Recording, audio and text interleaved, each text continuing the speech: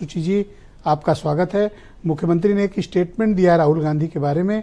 उन्होंने कहा कि राहुल गांधी जैसे नेता भारतीय राजनीति में उनके जैसा नमूने जरूर रहना चाहिए।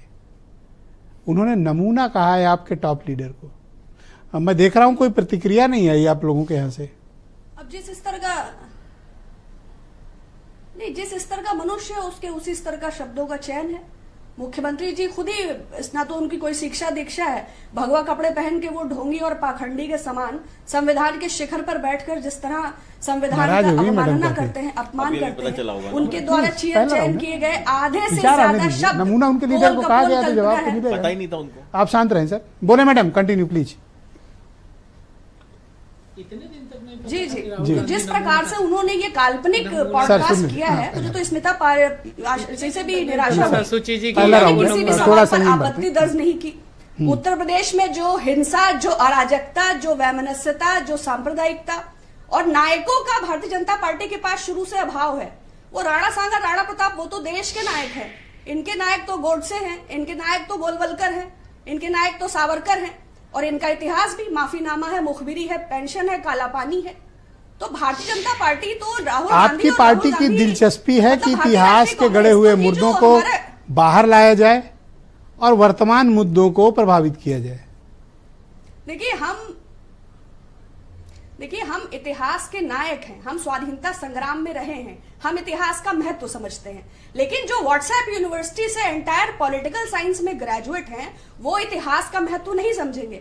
इतिहास को तो इतिहास की दृष्टि से देखना चाहिए। औरंगजेब पे सबसे ज्यादा पॉलिटिक्स हो रही है, मुझे लग रहा है फरमान्स ऑफ औरंगजेब। अगला सवाल है कि चीफ मिनिस्टर ने एक और स्टेटमेंट दिया तोड़ा और 100 से ज्यादा कि 2027 यानी नेक्स्ट असेंबली इलेक्शन बीजेपी तीसरी बार गवर्नमेंट फॉर्म करने जा रही है उत्तर प्रदेश में।